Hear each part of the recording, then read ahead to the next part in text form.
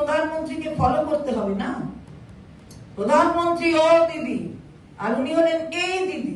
বা যেন মনে হচ্ছে কি একটা মানে এরা কারা এই ধরনের, এরকম ধরনের আচরণ, এরকম ধরনের কথাবার্তা কারা বলে, কিরকম যেন গুন্ডা গুন্ডা ভাব, এরকম একটা টাইপ। যারা গুন্ডাগার্দি করে তারা এই ধরনের কথা বলে। একজন স্বরাষ্ট্রমন্ত্রীর কাছ থেকে এটা আশা করা যায় না।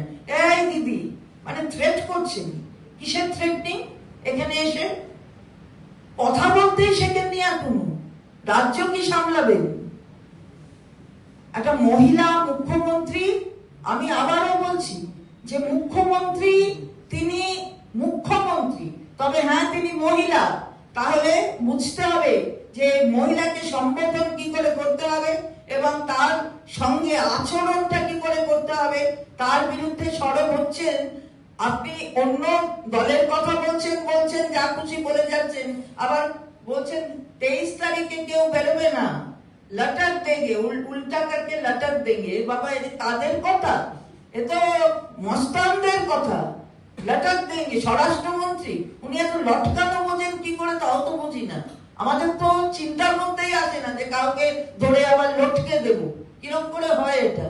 মাননীয় মুখ্যমন্ত্রীকে এই ধরনের থ্রেটনিং দিয়ে তার দলের কর্মীদের এইভাবে অসম্মান করে উনি কে বলার? উনি কি নির্বাচন কমিশন? নির্বাচন কমিশনের উনি কি এক হয়ে গেছেন? 23 তারিখে কে বাজারে বেরোবে, রাস্তায় বেরোবে উনি ঠিক করে দেবেন না? ভোট দিতে বেরোবে না, বাড়িতে বসে থাকবে। ভোটটা তাহলে ওরা ঠিক করেছে যেভাবে সেভাবে হবে। আরে বাপু, এটা বাংলা, এটা মনে রাখতে হবে। বাংলায় এইসব ভয় দেখিয়ে থ্রেট করে কিছু করা যাবে না। এই তো ফলো করেছেন, এইটাই তো ফলো করেছেন। প্রধানমন্ত্রী দিদি ও দিদি, আর উনি বলছেন এই দিদি। বাবা, তা আমরা তীব্র বিরোধিতা করিয়ে আপনি আপনার আচরণকে সামলে রাখুন, আচরণটা একটু বুঝুন কিভাবে করতে হয়। দলের পক্ষে বলতে আসছেন মানেই যুদ্ধ করে বিমানের আসা যাওয়া, আরে বলেছে খালি কি ট্যাঙ্ক আসতে কি বাকি আছে, আর বাকি দেখছি সব সাজোয়া গাড়ি ঘুরছে। বাপরে বাপ, এটা নাকি একটা ভোট হচ্ছে কোথাও। হ্যাঁ একেবারে। তো এই জায়গায় দাঁড়িয়ে আমরা বলতে চাই, আসছেন আসুন, কে থাকবে? আপনিও তো অন্য জায়গা থেকে এসছেন, এসে এখানে বসে আছেন। ভোট চলছে কি করে বসে আছেন? অন্য নাকি কোথায় কোথায় সব নির্বাচনের বিধি অনুযায়ী যারা পর্যটক এসছেন, যারা বাইরে থেকে বেড়াতে এসছেন, সবাইকে বলেছেন যার যার জায়গায় চলে যাও, হোটেলে থাকা যাবে না। আপনারা কি করে থাকছেন? আমরা তো এটাও বুঝতে পারছি না। ফলে এই ধরনের কথা বলবেন না, এই ধরনের আচরণ করবেন না। বাংলা কিন্তু সরব হবে এর বিরুদ্ধে। এই ধরনের সম্বোধন করে মাননীয় মুখ্যমন্ত্রীকে আপনি অসম্মান করতে পারেন না। নাম্বার 2 কে এই নিয়ে লড়াই চলছে, যোগী ভার্সেস অমিত শাহ। অমিত শাহ এখানে বেশি থাকছে বলে ও আসতে শুরু করেছে। এগুলো দিল্লির ইনার লড়াই, দিল্লির পলিটিক্সে। নরেন্দ্র মোদী এরপর আর প্রাইম মিনিস্টার এমনিও হবেন না, হেরেও যাবেন, কিন্তু নরেন্দ্র মোদীর পর কে? Who will be the number 2 after Modi? তিনি বলছেন যে এখানে অনেক কিছু কবজা করার চেষ্টা চলছে, উত্তরপ্রদেশে কোনো কিছু কবজা করলে আমরা উচিত শিক্ষা দিই। খুব বোকা বোকা তোমার প্রশ্নের একটা মাথা মুন্ডু থাকবে তো। কোনো অনেক কিছু কবজা মানে কি কবজা করার চেষ্টা হয়েছে? এখানে গণতন্ত্র আছে বলে উত্তরপ্রদেশে বলছেন, এখানে উনি আছেন, বিবেকানন্দ সুভাষচন্দ্র মিলিয়ে মিশিয়ে বলে দিচ্ছেন এখানে গণতন্ত্র আছে বলে তাই জন্য এটা করতে পারছেন। তাছাড়া এমন ওই কি শিক্ষা দিয়েছেন না কি করে, জব্দ করে না কি করে দেয়, ওরকম করে দিত। আমাদের ওদের ওখানে কোনো ঘটনা ঘটলে আমাদের টিমকে তো এয়ারপোর্ট থেকে বার করে দেয়, তখন গণতন্ত্রটা কোথায় থাকে? স্পটে যেতে দেন? দাদা, খড়গপুরে আজকে ভোটের আগের দিন দিলীপ ঘোষ চা চক্রের মাধ্যমে প্রচার করছেন, জয় শ্রীরাম স্লোগান উঠছে, সেখানে রীতিমতো প্রচার করছেন। কমিশনে যদিও অভিযোগ কি বলবেন ভোটের আগের দিন যেখানে বিধি রয়েছে? সেটা স্থানীয় যারা আছেন তারা যথাযথ কমপ্লেন করছেন, যেখানে যেখানে বিধি ভঙ্গের বিষয় আসছে, তো ওখানে আমাদের দলীয় নেতৃত্ব আছেন, তারা কমপ্লেন করছেন। এতই যদি মানুষের সমর্থন থাকে তাহলে এইটা করবার দরকার হচ্ছে কেন? এই আগের দিনে বিধি ভঙ্গ করে দরকার হচ্ছে কেন? কে সামলাতে না পেরে প্রধানমন্ত্রী থেকে স্বরাষ্ট্রমন্ত্রী থেকে গোটা বিজেপি বাংলায় এসে ঘুরে বেড়াচ্ছে। ওই করতে গিয়ে স্বামী বিবেকানন্দ আর সুভাষচন্দ্র বোস গুলিয়ে ফেলছে।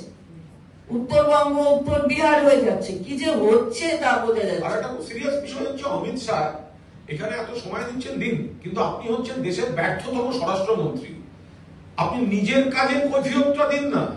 পহেলগাঁওতে ঢুকে জঙ্গিরা মেরে গেল এতগুলো টুরিস্ট এবং বাংলার এতজনকে, একজনও ধরা পড়েনি। আঙুল চুষছিলেন। মণিপুর চলছে, আঙুল চুষছেন। পুলওয়ামা ঘুমাচ্ছিলেন। উরি এইসব আধা সেনা জওয়ানদের প্রাণ যাচ্ছে, আর আপনি এখানে পাড়ার গুন্ডাদের ভাষায় একজন মহিলাকে অপমান করছেন। ব্যর্থতম স্বরাষ্ট্রমন্ত্রী। আগে নিজের কাজ নিজে সামলান। টানা পশ্চিমবঙ্গে থাকার ইচ্ছা হয়েছে তো 4 তারিখ দুপুরের পরেও থাকবেন। আমরা আপনাকে একটু মিষ্টিমুখ করিয়ে তারপর ফিরবেন। যে আমাদের সম্পূর্ণ আস্থা জুডিশিয়ারির উপর। আর এটা লজ্জা না, ইসিআই এর লজ্জা না যে ইলেকশন কমিশনের কাজটা জুডিশিয়ারি তার হাতে চলে গেছে। এতে এর থেকে লজ্জাজনক কিছু হতে পারে না। এবং তার ইনফ্রাস্ট্রাকচার ঠিক করে দেওয়া, সবকিছু তাকে এই কাজগুলো করতে যা যা প্রয়োজন সেই ব্যাপারগুলোকে সঠিক সময় সঠিকভাবে দেওয়া, কোনোটা করছে না। এগুলো সবই কিন্তু পরিকল্পিত। তাই জুডিশিয়ারির কাজ করছে, কিন্তু জুডিশিয়ারির কাজ যাতে স্লথ গতিতে হয় সেটা দেখছে হচ্ছে নির্বাচন কমিশন। এটা একটা ঘৃণ্য আচরণ ইলেকশন কমিশনের পক্ষে। ওনার অন্য জায়গায় কাজ নেই, নিজে স্বরাষ্ট্রমন্ত্রীর দায়িত্ব পালন করছেন না। দেশের সীমান্তে কখনো পহেলগাঁও দিয়ে জঙ্গি ঢোকে, কখনো পুলওয়ামা হয়, কখনো উরি হয়, মণিপুর জ্বলছে। আর উনি এখানে বাংলায় গণতান্ত্রিক পরিবেশ যেখানে, সেখানে উনি সেনা আধা সেনা সাজোয়া গাড়ি এনে উনি এখানে বসে তিনি তার মতো চক্রান্ত গুলো করে যাচ্ছেন। এটা গত 2-3 দিন ধরে চলছে। এটা একটু আগে আমি আপনাদের বলেছি। হাইকোর্টে গেছেন সম্পূর্ণভাবে বিজেপির কথায়, বিজেপির ডেপুটেশন বা বিরোধীদের ডেপুটেশনের উপর কোথাও বিজেপি গেছে, কোথাও সিপিএম গেছে, কোথাও কংগ্রেস গেছে। এরা গোপনে হাতে হাত মিলিয়ে তৃণমূলের সংগঠক, তৃণমূলের প্রার্থী এদের হ্যারাস করার জন্য এই লিস্টে নাম দিয়েছে। এবং এই লিস্টে নাম দিয়ে কোন রকম তদন্ত, কোনো কিছু খতিয়ে দেখা ছাড়া এদের যাতে ভোটের আগে ডিস্টার্ব করা যায় সেই মতো ইলেকশন কমিশন ব্যবস্থা করছেন। আমরা তীব্র বিরোধিতা করছি। এবং যদি ব্যবস্থাই নিতে হয় তাহলে এমন অনেক জনের বিরুদ্ধে ব্যবস্থা নেওয়া দরকার যারা বিজেপিতে ঢুকে বসে আছেন আর রোজ হিংসাত্মক প্ররোচনামূলক কথা বলছেন। তাহলে অমিত শাহ থেকে শুরু করতে হবে। প্রথম অমিত শাহকে রাজ্য থেকে বার করে দেওয়া উচিত। এখনই শান্তনু সিনহা বিশ্বাসকে ইডি বালি পাচার মামলায় আজকে তলব করেছে। শান্তনু সিনহা বিশ্বাসকে ডিসি কলকাতা পুলিশের তাকে ইডি বালি পাচার মামলায় তলব। দেখুন, ইডি আইনে কি করবে না করবে সেটা ইডি বলতে পারবেন বা শান্তনুবাবু বা সংশ্লিষ্ট ব্যক্তি বলবেন। আমরা শুধু এইটুকু বলি, টাইমিং থেকেই স্পষ্ট যে গোটাটার পেছনে যত না তদন্ত করার ইচ্ছা তার থেকে বেশি রাজনীতি রয়েছে। এতদিনের মামলা আইপ্যাকের কাছে যেতে হলো 5 বছরের মামলা এখন ভোটের আগে, যখন তারা পশ্চিমবঙ্গে তৃণমূলের রণকৌশল প্রচার কৌশলের সঙ্গে যুক্ত। এই যে বিভিন্ন প্রার্থীদের ডাকা হচ্ছে, বিভিন্ন সংগঠনের লোকদের ডাকা হচ্ছে, কখনো পুলিশ সংগঠনের লোকদের ডাকা হচ্ছে, কখনো জাতিদের ডাকা হচ্ছে, এই যে একটা মহল তৈরি করা, সিবিআই, ইডি, ওর মধ্যে ওইগুলো থাকবে। নারদায় টাকা নেওয়ার ভিডিওটা থাকবে তো। আসামের মুখ্যমন্ত্রীকে যখন বিজেপি বলেছিল যে গ্রেপ্তার করা দরকার, সেই ভিডিওটা থাকবে তো। যখন আজকের বিরোধী দলনেতা পশ্চিমবঙ্গে ইউটিউবে রয়েছে যে জয় শাহের সম্পত্তি এত বাড়লো কি করে, অমিত শাহ জবাব দাও, সেটা থাকবে তো। সারা দেশে যতগুলো লোককে অন্য দলের বিজেপির চোর ভ্রষ্টাচার বলে অ্যারেস্ট চেয়েছিল, সেগুলো তো ওয়াশিং মেশিনে নিয়ে তারাই বিজেপির কেউ অপোজিশন লিডার, কেউ চিফ মিনিস্টার, কেউ ডেপুটি চিফ মিনিস্টার, মহারাষ্ট্র থেকে, আসাম থেকে, বাংলা থেকে সব, তাদের নাম আর লিস্টটা ওই সব দেখতে পাওয়া যাবে তো। এফসিন ফাইল থাকবে ওখানে। ওখানে আমি বাইরে গিয়ে কি কি করেছেন, কাদের সঙ্গে নেচেছেন, কি করেছেন, ওগুলো থাকবে।